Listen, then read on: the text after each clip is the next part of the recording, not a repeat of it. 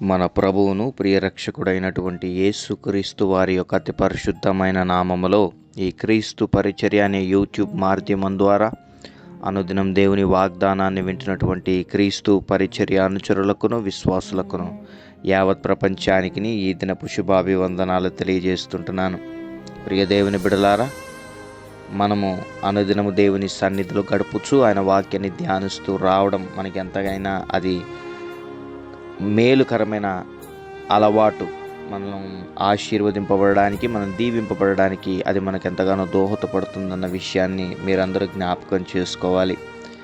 మరి మీ గురించి మేము అనుదినం దేవుని సన్నిధిలో ప్రార్థిస్తున్నాం. మీ అవసరతల నిమిత్తమై ప్రభు క్రీస్తేసు మహిమైశ్వర్యంలో మీ ప్రతి అవసరతలను తీర్చి, మీ కలతలను, మీ నిందలను, మీ బాధల నుండి మిమ్మల్ని విడిపించి మిమ్మల్ని సర్వ సమృద్ధిలోకి నడిపించునుగాక.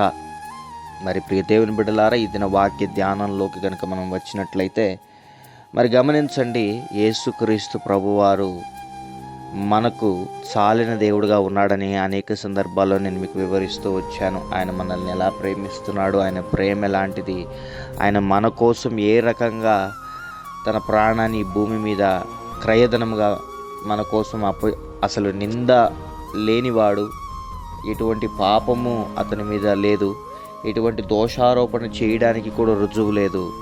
ఇదిగో అసలు నిర్హేతుకముగా ఆయన ద్వేషింపబడ్డాడు ప్రజలందరి మధ్యలో. ఇదిగో ఆయన బదులు ఒక బందిపోటు దొంగని విడుదల చేయమని ప్రజల కేకలు వేసినప్పుడు యేసు ప్రభు వారి హృదయం ఎంత నలిగిపోయి ఉంటుందో.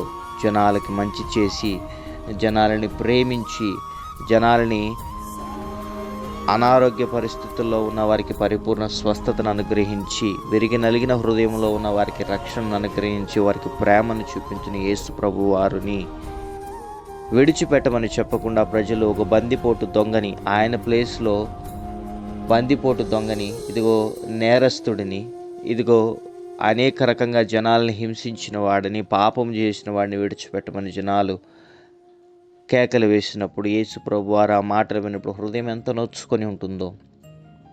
ఏ పాపం చేయనటువంటి వ్యక్తి ఇలా ప్రజలందరి చేత ద్వేషింపబడి నీ కోసం, నా కోసం తన ప్రాణాన్ని పణంగా పెట్టాడన్న విషయాన్ని మనం ఎన్నడూ మర్చిపోకూడదు. కానీ అటువంటి ప్రేమ స్వరూపి నీ పక్షాన కొన్ని సందర్భాల్లో కఠినంగా ప్రవర్తిస్తున్నట్లు నీకు అనిపిస్తుందా?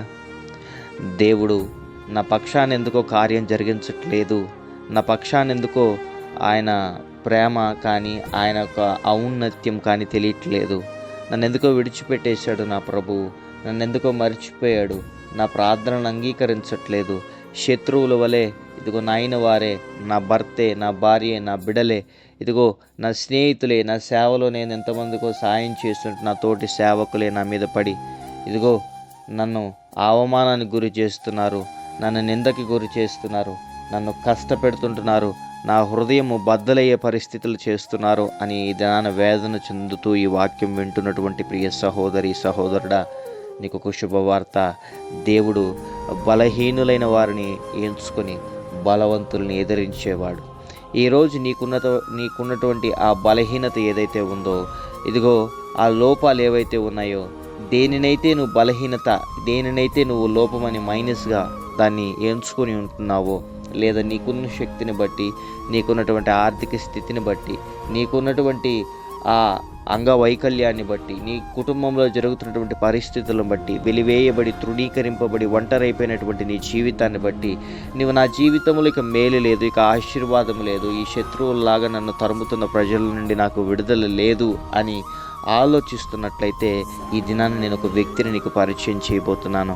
ప్రియ దేవుని బిడ్డలారా, అతని కుటుంబము, అతని జీవితము ఇదిగో యేసు ప్రభు వారు ఏర్పరచుకున్నప్పుడు, అతన్ని పిలిచినప్పుడు, అతన్ని వాడుకోవాలని, అతని ద్వారా గొప్ప కార్యాలు జరిగించాలని, అతను బలహీనుడని తెలుసు కూడా అతన్ని బలపరచాలని, అతనికి ధైర్యం అనుగ్రహించాలని, అతని ద్వారా తన బిడ్డలని, తన ఇశ్రాయేలు జనాంగాల్ని విడిపించాలని దేవుడు తనని ఎలా ఏర్పరచుకున్నాడో అనేది ఈ దినాన్ని నేను మీకు జ్ఞాపకం చేస్తాను.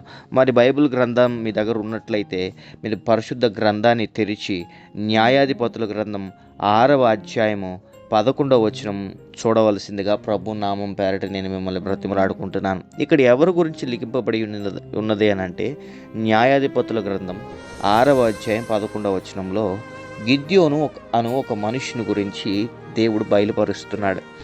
గిద్యోను చూడండి, యోవాషు కుమారుడు. అతనిని ఎలా దేవుడు ఏర్పరచుకున్నాడు, ఎలా దేవుడు గొప్పవాడిగా ఇశ్రాయేలు ప్రజాంగాన్నంతటిని, తన జనాంగాన్నంతటిని మిద్యానీయుల చేతిలో నుండి విడిపించేవాడిగా దేవుడు ఎలా వాడుకున్నాడు అనేది ఈ దినాన మనం చూసినట్లయితే చూడండి, ఇశ్రాయేలీయులందరూ దేవుని చేత బహుగా ఆశీర్వదింపబడిన సంతానం. వారు ఒక తెగ. ఇశ్రాయేలీయులనంటే ఒక తెగకి సంబంధించిన వారు దేవుని చేత బహుగా ఆశీర్వదింపబడిన జనాంగం.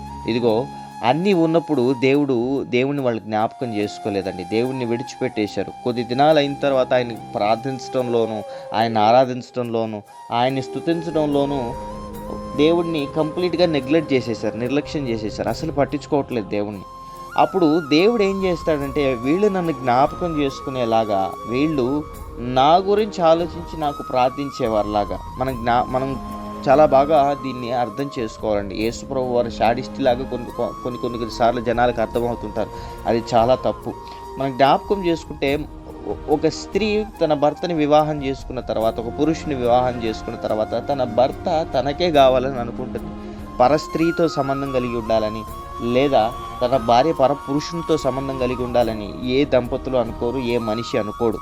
మానవత్వం ఉన్నవాడు, నిజాయితీగా బ్రతుకుతున్నవారు, ఇదిగో దేవుని యందు భయభక్తులు కలిగి నీతి నిజాయితీలను అనుసరిస్తూ మంచి చెడులను గ్రహించిన వారైతే ఖచ్చితంగా తన భార్యని వేరొకరితో పంచుకోవాలని కానీ, తన భర్తని వేరొక స్త్రీతో పంచుకోవాలని కానీ ఎవరు అనుకోరు. అలాగే దేవుడు కూడా తన ప్రజలని ఎలా ప్రేమిస్తుంటాడు అంటే, ఆయన రోషము కలిగిన వాడు కాబట్టి అనేక రకమైన ఆశ్చర్య కార్యాలు, అద్భుత కార్యాలు వారు ఆ ఎడారి ప్రాంతంలో వస్తున్నప్పుడు ఎన్ని రకాలుగా ఇశ్రాయేలు ప్రజలకు కనపరుస్తూ వచ్చాడో మోషేకి తెలుసు, ఆ అనుభవించిన జనాలకు కూడా తెలుసు.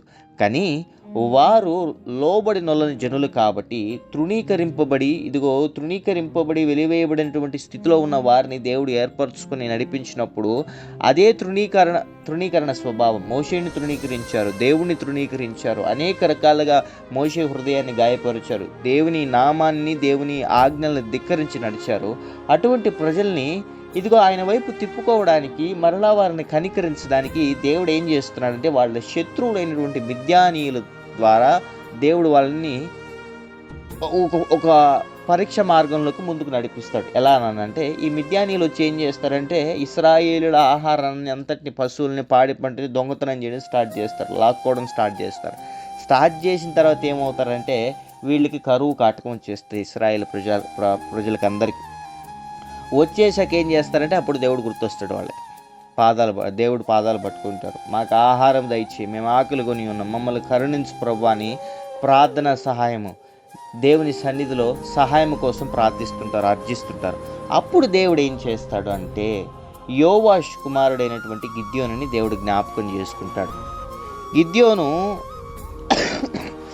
మనం బైబిల్ మొత్తం చదివినట్లయితే గిద్యోను ఎంత పిరికివాడు అని అంటే, దేవుని దూత గిద్యోను దగ్గరకు వచ్చి నిలబడి, ఇదిగో ఇశ్రాయేలు ప్రజాంగాల్ని నువ్వు కాపాడాలా, వాళ్ళందరినీ తీసుకొని రావాలి బయటికి మిద్యానీయుల చేతిలో నుండి అని అంటే, ఆయన ఏం పలుకుతాడని అంటే, చిత్తన్న ఏలినవాడా, అలాగే ఒకవేళ యెహోవా దేవుడు మాకు తోడై ఉంటే, ఇదిగో మాకు ఈ శ్రమ దేనికి, మా శత్రువులని మిద్యానీయుల చేతికి మమ్మల్ని అప్పచెప్పడం దేనికి, మమ్మల్ని అధికంగా ఆశీర్వదించి మా జీవితంలో అద్భుత కార్యాలు చేశాడు, మమ్మల్ని ఎంతగానో హెచ్చించినటువంటి సంతానం మేమని మా పితరులు మేము చెప్పడం విన్నాము.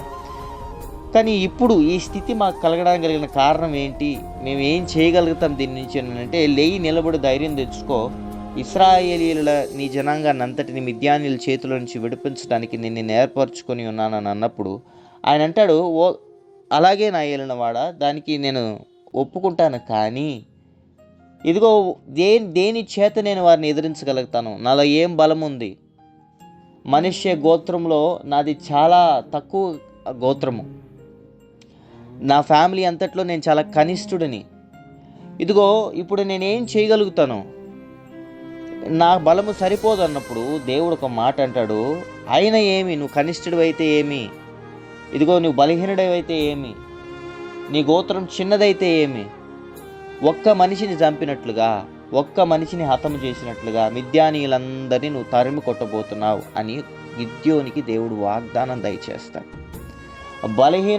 అయినటువంటి గిద్యోనిని దేవుడు జ్ఞాపకం చేసుకుంటాడు.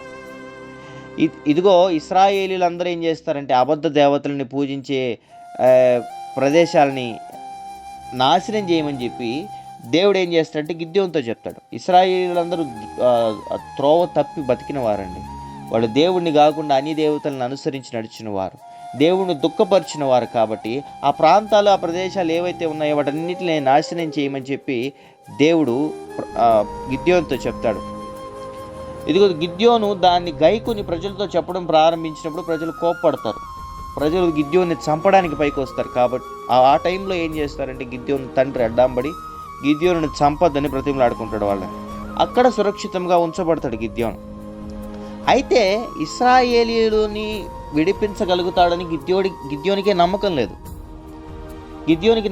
ఎందుకంటే అతను చాలా భయం కలిగి ఉన్నాడు. అతను చాలా పిరికి స్వభావం కలిగి ఉన్నాడు. కాబట్టి దూతతో అంటాడు, నా ఏలినవాడ వచ్చి మాట్లాడింది నువ్వే, నాతో మాట్లాడింది నువ్వే, అయితే నేను నీకు ఒక బలిని అర్పించే వరకు నువ్వు ఇక్కడే ఉండు అని చెప్పినప్పుడు యెహోవా దేవుడు గిద్యోనుతో మాట్లాడింది తానే తను గిద్యోను గుర్తెరుగులాగన ఆయన అక్కడే ఉన్నప్పుడు గిద్యోను ఒక బలిని సమర్పించినప్పుడు దేవుడు దాన్ని స్వీకరిస్తాడు. మనం గమనించుకోవాలి, 135,000 మంది మిద్యానీయులు అండి. 135,000 మంది మిద్యానీయులు, ఇశ్రాయేలంతా 32,000 మంది మాత్రమే ఉంటారు. ఈ 32,000 మందిని సైన్యంగా మార్చుకుని గిద్యోను వాళ్ళ మీదకి పోతామంటే ప్రభు ఏమంటాడనంటే, ఇదిగో సైనికులు వాళ్ళు అందరూ సైనికులు యుద్ధానికి రెడీ అవుతున్నప్పుడు వాళ్ళలో భయపడుతున్న వాళ్ళు ఎవరైతే ఉంటారో, ఎక్కడ చచ్చిపోతామో మిద్యానీయుల చేతిలో, వాళ్ళు బలం కలిగిన వాళ్ళు, మనం పీరికోళ్ళం, మనల్ని చంపేస్తారు వాళ్ళు అని ఎక్కడైతే భయపడుతుంటారో వాళ్ళందరినీ ఇంటికి పంపించేయమంటాడు దేవుడు. వాళ్ళల్లో ఏమవుతారని అంటే 22,000 మంది వెళ్ళిపోతారు. 22,000 మంది ఇళ్ళకి వెళ్ళిపోతారు. ఇంకా 10,000 మంది మిగిలి ఉంటారండి. ఈ 10,000 మంది వాళ్ళని కూడా దేవుడు ఏమంటున్నాడంటే ఎక్కువ వీళ్ళు 10,000 మంది కూడా చాలా ఎక్కువ. వీళ్ళందరినీ తీసుకుపోయి ఏం చేస్తావంటే ఒక నీళ్ళ గుంట దగ్గరికి తీసుకెళ్ళు, ఎవరైతే కుక్క గతికినట్టు నీళ్లు గతుకుతారో వాళ్ళందరినీ తరిమేసి, అవసరం లేదు వాళ్ళు యుద్ధంలోకి అని అంటాడు. వాళ్ళందరినీ అంటే చేతితో నీళ్లు దాగిన వాళ్ళని కాకుండా కుక్క గతికినట్టు నీళ్లు దాగిన వాళ్ళందరినీ తరిమేయగా 300 మంది మిగులుతారు. ఈ 300 మందిని దేవుడు నిలబెట్టుకుని 1,35,000 మందిని తరిమి కొడతాడండి. 1,35,000 మంది సైన్యాన్ని తరిమి కొడతాడు. ఇది సాధ్యమవుతుంది అంటారా? ఓ బలహీనుడిని నిలబెట్టుకొని దేవుడు ఇటువంటి బలమైన కార్యం చేయడానికి సాధ్యమవుతుంది అంటారా? సాధ్యమవుతుంది. మనుషులకి అన్నీ అసాధ్యము, కానీ దేవుడికి సమస్తము సాధ్యం. ఇంతవరకు ఈ వాక్యాన్ని నేను దేనికి చెప్పానంటే, ఎందుకు వివరించానంటే, బలహీనురాలైన నిన్ను జ్ఞాపకం చేసుకొని, బలహీనుడైన నిన్ను జ్ఞాపకం చేసుకొని, తృణీకరింపబడిన వాడైన నిన్ను జ్ఞాపకం చేసుకొని, వెలివేయబడిన దానినైనా నిన్ను జ్ఞాపకం చేసుకొని దేవుడు నీ శత్రువుల్ని నీ ద్వారానే తరిమి కొట్టబోతున్నాడు. ఈరోజు నువ్వు అంటుండొచ్చు, నాలో ఉన్నటువంటి లోపాలను బట్టి నన్ను ఎవరు ప్రేమించరు దేవా, నాలో ఉన్నటువంటి పరిస్థితులను బట్టి, నా ఆర్థిక స్థితిని బట్టి, నా అనారోగ్య పరిస్థితులను బట్టి, నా అంగ వైకల్యాన్ని బట్టి, నా చదువు లేని తనాన్ని బట్టి, నా ఉద్యోగం లేని తనాన్ని బట్టి, నాకు బిడ్డలు లేని తనాన్ని బట్టి, నా కుటుంబ జీవితంలో నేను ఎదుర్కొంటున్న సమస్యలను బట్టి, నేను నలిగిపోతున్న నానా రకమైనటువంటి పరిస్థితులను బట్టి నన్ను చేరదీరి ఎవరు, ఈ శత్రువుల చేతుల నుంచి నన్ను ఎవరు విడిపించరు, నీవు నాకు సహాయం దయచేయని అడుగుతున్నావే. ఈ దినాన దేవుడు నీతో మాట్లాడుతున్నాడు. ఒక్క మనిషిని హతము చేసినట్లుగా నీ శత్రువుల్ని నీవు ఈ దినాన్ని హతము చేయబోతున్నావు. హతము చేయడం అని అంటే మనుషుల్ని చంపమని కాదనండి. మనం జ్ఞాపకం చేసుకోవాలి, దురాత్మ సమూహాల వల్ల పట్టి పీడింపబడి మనుషులను వేధిస్తున్నటువంటి మనుషుల మాటల నుండి ఇదిగో నీ మీదకి అటాక్ చేస్తున్నటువంటి ఆ దురాత్మలను నువ్వు హతం చేయబోతున్నావు. ఆ దురాత్మలను నువ్వు తరిమి కొట్టబోతున్నావు. నీ కుటుంబంలో చొచ్చి ఉన్నటువంటి సకల విధములైన చీకటి అంధకార సమూహాలని తరిమే వాడవుగా నువ్వు మారబోతున్నావు. దినాన బలహీనురాలైన నిన్ను దేవుడు జ్ఞాపకం చేసుకున్నాడు. బలహీనుడవైన నిన్ను దేవుడు జ్ఞాపకం చేసుకున్నాడు. ఈ దినాన ధైర్యం తెచ్చుకో. దేవుడు నీతో మాట్లాడుతున్నాడు. నీకున్న పరిస్థితులను బట్టి, నీకున్నటువంటి స్థితిగతులను బట్టి దేవుడిని ఎక్కడైనా మర్చిపోయావేమో జ్ఞాపకం చేసుకో. దేవుడిని ఎక్కడైనా విడిచిపెట్టేసేవేమో జ్ఞాపకం చేసుకో. నీ మార్గాన్ని సరి చేసుకో. కొన్ని శ్రమలు దేవుడు తన వైపు నిన్ను తిప్పుకోవడానికి అనుమతించాడేమో. ఎక్కడైనా దేవుణ్ణి దుఃఖపరిచే మాటలు మాట్లాడేవేమో. ఎక్కడైనా దేవుణ్ణి దుఃఖపరిచే చేష్టలు చేసేవేమో. నువ్వు దైవ సేవకురాలు అయిండొచ్చు, దైవ సేవకుడు అయిండొచ్చు, దేవుని ఆత్మచేత నడిపింపబడుతున్న వాడు అయిండొచ్చు. కానీ నీకొక రెడ్ సిగ్నల్ మాదిరిగా ఇది గుర్తుపెట్టుకో. నీ నోటిలో నుండి వచ్చే మాట దేవుణ్ణి దుఃఖపరుస్తుందేమో.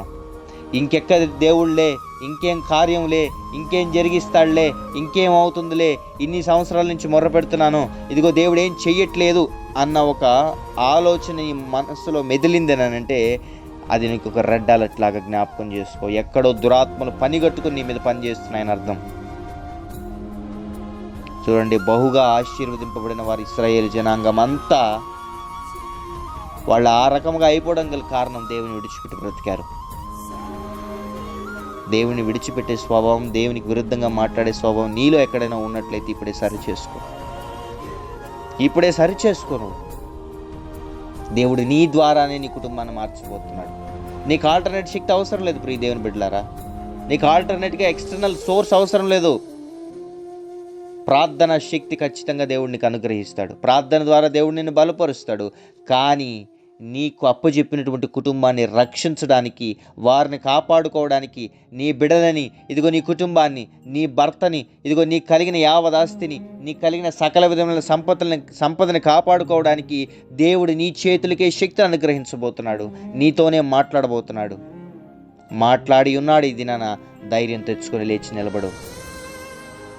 ఒక్క మనిషిని హతం చేసినట్లుగా నీ శత్రువుల మాటు నుండి, ఇదిగో మనుషుల మాటు నుండి పని చేస్తున్నటువంటి దురాత్మల్ని హతము చేయబోతున్నా. ఇది నువ్వు ధైర్యం తెచ్చుకో. గిద్యోనుని బలపరిచిన దేవుడు నిన్ను బలపరుస్తున్నాడు. నీకున్న ప్రతికూల పరిస్థితుల్లో కృంగిపోయినావా, ఏడుస్తున్నావా, అలసిపోయినావా, విసిగిపోయినావా, ప్రభు నిన్ను ప్రేమిస్తున్నాడు. నీకు ఆయన సహాయం దయచేయబోతున్నాడు. కానీ నువ్వు పరిపూర్ణంగా ఆయన యందు విశ్వాసం ఉంచి నీలో ఉన్న లోపాలని దిద్దుకొని దేవుని కోసం నిలబడగలిగితే, ఓ యవనస్తుడా, ఓ యవనస్తురాలా, ఓ అక్క, ఓ చెల్లి, ఓ అన్న, ఓ తండ్రి, ఓ తమ్ముడా, నీకే ఈ శుభవార్త. దేవుడు నీ ద్వారానే నీ కుటుంబంలో అద్భుత కార్యాలు చేయబోతున్నాడు. విశ్వసిస్తావా? ఈ వాగ్దానాన్ని నమ్ముతావా? స్వీకరిస్తావా? అద్భుత కార్యాన్ని చూడబోతున్నావు. అట్లుగా నీవు విశ్వసించి దేవునిలో బలపడి నీ కుటుంబాన్ని నువ్వు రక్షించుకుని దేవుని రాకడలో మీరందరూ కనబడువారుగా మారాలని ప్రభు ఎదుట ప్రార్థన చేద్దాం. అట్లు శక్తి ప్రభు అనుగ్రహించి మనలందరినీ నడిపించి దీవించి కాపాడునుగాక. ఆమెన్. ప్రార్థన. పరిశుద్ధుడా, ప్రేమ కలిగిన నాయన, జీవము కలిగిన తండ్రి, నీ ఘనమైన శ్రేష్టమైన నామానికి స్తుతులు, స్తోత్రాలు, వందనాలు. గడిచిన రాత్రంతి మమ్మల్ని నీ చల్లని రెక్కల నీళ్లు దాచి కాచి కాపాడి సజీవ లెక్కను నిలబెట్టిన దేవా, నీకు వందనాలు తెలుస్తుంటున్నాం. ఈ క్రీస్తు పరిచర్య యూట్యూబ్ మాధ్యమం ద్వారా ఎంతమంది అయితే ప్రవరణ బిడ్డలన్నదిన దేవుని వాగ్దానాన్ని వింటున్నారో బిడ్డలను జ్ఞాపకం చేసుకోమని ప్రార్థిస్తుంటున్నాం. బిడ్డలకు ఉన్నటువంటి కష్టముల నుంచి బిడ్డలను విడిపించమని ప్రార్థిస్తున్నాం. గిద్యోనుని జ్ఞాపకం చేసుకున్న దేవా, బిడ్డలను కూడా జ్ఞాపకం చేసుకోబోతున్నావని ఈ దినాన్ని వాగ్దానం ద్వారా మాట్లాడిన రీతిని బట్టి నీకు వందనాలు. ఎంతమంది బిడ్డలైతే ప్రభానైనా వారికున్న పరిస్థితులను బట్టి తృణీకరింపబడి, ఇదిగో అయిన వారి దగ్గరే ప్రభానైనా శత్రువులుగా ప్రభానైనా వేధింపబడుతుంటున్నారో ఆ బిడ్డల చేతుల నుంచి బిడ్డలను ఈ దినాన్ని విడిపింపబోతున్నావని, ఈ బిడ్డల చేతులకి నువ్వు శక్తిని అనుగ్రహించి, బలాన్ని అనుగ్రహించి యుద్ధం జరిగించబోతున్నావని, వారి మాట నుండి పనిచేస్తున్న దురాత్మల్ని హతము చేయించబోతున్నావని మాట్లాడిన రీతిని బట్టి నీకు వందనాలు. మరి ఎంతమంది అయితే బిడ్డలు ఎనదిన దేవుని వాగ్దానాన్ని విని విశ్వసించి వారి జీవితంలో నెరవేరాలని ప్రార్థించుకుంటున్నారో బిడ్డల జీవితాల అద్భుత ఆశ్చర్య కార్యాలను జరిగించి బిడ్డలని ప్రవణన ఒక గొప్ప ఉన్నత స్థాయిలో నిలబెట్టమని ప్రార్థిస్తుంటున్నాం. ఈ దినాన జన్మదినాలు, వివాహ దినాలు జరుపుకుంటున్న బిడ్డల తలల మీదకి ఆశీర్వాదాలు మెండుగా వచ్చునుగాక. విదేశాల్లో ఉండి మా ప్రియ బిడ్డలు ఎంతమంది అయితే అనుదిన దేవుని వాగ్దానాన్ని వింటున్నారో బిడ్డల హృదయాల్లో ఉన్న మనోవ్యాధులను అంతటిని తొలగించి బిడ్డల కుటుంబాలను ఆశీర్వదించి నడిపించి దీవించి కాపాడండి. విదేశాలలో ఉద్యోగ నిమిత్తము అయానైనా, ఇదిగో వ్యాపార నిమిత్తం కానీ, చదువు నిమిత్తం కానీ ఎంతమంది బిడ్డలైతే వెళ్ళాలని ఆశపడుతుంటున్నారో ఆ బిడ్డలందరినీ వారు కోరుకున్న రేవుకి నీ చిత్తమైతే నడిపించండి. దానికి కావాల్సిన సకల విధమైన ఆర్థిక సహాయాన్ని, వీసా ప్రాబ్లమ్స్ అన్నిటిని కొట్టివేసి నీ సహాయాన్ని అనుగ్రహించండి. ఎంతమంది అయితే బిడ్డలు ప్రవారణ విదేశాల నుండి స్వదేశానికి రావాలని ఆశపడుతుంటున్నారు, దానికి కావాల్సిన సహాయాన్ని కూడా అనుగ్రహించండి. ఉద్యోగాలు లేక బాధపడుతున్న బిడ్డలకి మంచి ఉద్యోగం ప్రవాణైనా ఇదిగో ఈ నెలలోనే వచ్చునుగాక. గర్భఫలాల ప్రభావం, మూయబడి ప్రవరణ, అనేక సంవత్సరముల వివాహం ప్రవరణ అయ్యి కూడా ప్రవరణ ఇదిగో అవమానాన్ని ఎదుర్కొంటే దంపతుల జీవితాల్లో ప్రభావైన ఇస్సాకు లాంటి చిరు నవ్వుని అనుగ్రహించమని ప్రార్థిస్తున్నాం. వారి కుటుంబాలను ఆశీర్వదించి బిడ్డలు సంతోషంగా బ్రతుకున్నట్లుగా ఆశీర్వదించండి. దాంపత్య జీవితంలో భార్యాభర్తల మధ్య గొడవలు, భేదాభిప్రాయాలు కలిగజేసి విడిపోయేలాగా చేసిన దురాత్మలు కాలిపోవును గాక. కుటుంబాల మధ్య సమాధానం నెలకొల్పబడినట్లుగా ఆనవాళ్లు చూపించమని ప్రార్థిస్తున్నాం. తల్లిదండ్రులను వేధిస్తున్న బిడ్డలు, మాంత్రిక తాంత్రిక చేతబడి శక్తుల ద్వారా బాధింపబడుతున్న బిడ్డలకి సంపూర్ణమైన విడుదల కలుగును గాక. అనారోగ్య పరిస్థితులు, ఇరుకులు, ఇబ్బందులు అయానైనా ఇదిగో ఐసీయూ వార్డ్స్లో వెంటిలేటర్స్ అడ్మిట్ అయిన బిడ్డలకి ఇప్పుడే నార్మల్ రిపోర్ట్స్ ప్రకటిస్తున్నాను యేసు నామములో. బిడ్డలందరూ ఆరోగ్యము పొందుకుందురుగాక. తలనొప్పైనను, నడుము నొప్పైనను, కాళ్ల నొప్పైనను, కీళ్ల నొప్పులైనను, కంటి సమస్యలు, ముక్కు సమస్యలు, గొంతు సమస్యలు, చెవి సమస్యలు, కడుపుకి సంబంధించిన సమస్యల ప్రభావైన ఇదిగో పీసీఓడి ప్రాబ్లమ్స్ ప్రభావైన సకల విధములైనటువంటి పరిస్థితుల నుంచి ఇప్పుడే బిడ్డలకు విడుదల కలుగును గాక. బీపీ, షుగర్, థైరాయిడ్ ప్రభావం నార్మల్ రిపోర్ట్స్ వచ్చును గాక. క్యాన్సర్ నుంచి సంపూర్ణమైన విడుదల బిడ్డలకి కలుగును గాక. రోగాల్లాగా నటిస్తున్న దురాత్మ చీకటి అంధకార సమూహాలను యేసు నామములో బయటికి రమ్మని ఆజ్ఞాపిస్తున్నాను. మరి తండ్రులని, తల్లులని, బిడ్డల్ని కోల్పోయి, భర్తల్ని కోల్పోయి ఎంతమంది బిడ్డలైతే రోధిస్తున్నారో అటువంటి కుటుంబాలకి చాలిన దేవుడుగా ఉండి కాపాడమని ప్రార్థిస్తున్నాం. నీ రెక్కల కాపుదల నీడల బిడ్డలకి ఆదరణ అనుగ్రహించండి. మనుషులతో ప్రవరణ ఇదిగో ఏది కాదు నాయన, నీవు జోక్యం చేసుకుంటే అద్భుత కార్యాలు జరుగుతాయి. వివాహాల కోసం ఎదురు చూస్తున్న బిడ్డలకి మంచి ప్రవణ, సాటి అయిన ప్రవణ, సూటబుల్ మ్యాచెస్ వచ్చునుగాక. నీ చిత్తంలో ఉన్నటువంటి వివాహాల బిడ్డలకి జరుగునుగాక. ప్రవణైన ఇదిగో మనుషులు పెడుతున్న నిందలకి ప్రవణ బిడ్డలు ఎవరు ప్రవణ జడియకుండా, భయపడకుండా, సంతోషం కలిగి జీవించగలిగిన భాగ్యాన్ని అనుగ్రహించండి. ఈ దినాన ప్రవణ ఈ నెలలోనూ అయన ఈ సంవత్సరంలో ఎంతమంది హృదయాలైతే బద్దలైపోయి ప్రవణ విరిగి నలిగిపోయిన స్థితిలో ఉన్నారు. అయ్యానైనా విరిగి నలిగిన హృదయాన్ని అలక్ష్యం చేసే దేవుడు కాదు ప్రభా. నీ దైవ సేవకులుగా ప్రభానైనా నీవు నాకు ఇచ్చినటువంటి అధికారం పేరట ప్రభానైనా ఏ హృదయం అయితే వేదన చెంది ఈ దేవుని వాగ్దానాన్ని వింటుందో ఆ హృదయానికి నెమ్మది కలుగునుగాక. ఆ కుటుంబానికి నెమ్మది కలుగునుగాక. ఆ బిడ్డలకి నెమ్మది కలుగునుగాక. ఆ బిడ్డలకి ఆదరణ కలుగునుగాక. ఆ బిడ్డల్ని నువ్వు లేవనెత్తమని ప్రార్థిస్తున్నావు. నీ సహాయాన్ని అనుగ్రహించి బిడ్డల్ని ఉన్నత స్థితిలో ఉంచండి. అప్పులు, ఆర్థిక సంబంధమైనటువంటి లావాదేవీలతో బాధపడుతున్న ప్రతి రకమైనటువంటి బిడ్డలకి ప్రవణ సంపూర్ణ విడుదల ఇప్పుడే కలుగునుగాక. అప్పులన్నిటినీ కొట్టివేసి బిడ్డల జీవితాల ఆశ్చర్య కార్యాలు జరిగించమని ప్రార్థిస్తుంటున్నాం. మరి ఎంతమంది అయితే ప్రయాణ మార్గంలో బయలుదేరి ప్రవణ అది ఏ పని నిమిత్తమై వెళ్తుంటున్నారో సురక్షితమైన ప్రయాణ మార్గాన్ని అనుగ్రహించండి. దారిలో పొంచి ఉన్నటువంటి దురాత్మ చీకటి అంధకార సమూహాలని యేసు నామములో కాల్చివేస్తున్నాను. బిడ్డలందరికీ సురక్షితమైన ప్రయాణ మార్గము ఉండునుగాక. తిరిగి దేవా నీ చిత్తమైతే మరొక సందర్భం మేమందరం ఇలా కలుసుకొని నిన్ను ఆరాధించు పర్యంతరము ఈ క్రీస్తు పరిచయను అనుసరిస్తున్న బిడ్డల కుటుంబాలంతటిని జ్ఞాపకం చేసుకొని నీ రాకడ కోసం సిద్ధపరిచి వారిని వారి కుటుంబాలని, వారి బిడ్డలను ప్రవణ, వారి సంఘాలని ప్రవణ, వీరి దైవదాసులకు బిడ్డలు నమ్మకంగా బ్రతుకున్నట్లుగా, నీకు నమ్మకంగా బ్రతుకున్నట్లుగా బిడ్డల విశ్వాసయాత్రలో ముందు కొనసాగేటట్లు చేయమని స్తుతి, ఘనత, మహిమ, ప్రభావాలు నీకే ఆరోపిస్తూ అతి త్వరగా రానైన మా ప్రియ ప్రభు అయిన యేసు క్రీస్తు వారి యొక్క అతి పరిశుద్ధమైన, ఉన్నతమైన, శ్రేష్టమైన నామమున ఈ ప్రార్థన విన్నపములు అడిగి పొందుకున్నాం మా ప్రియ పరలోకపు తండ్రి. Amen, amen, amen. Praise the lord. May God bless you all.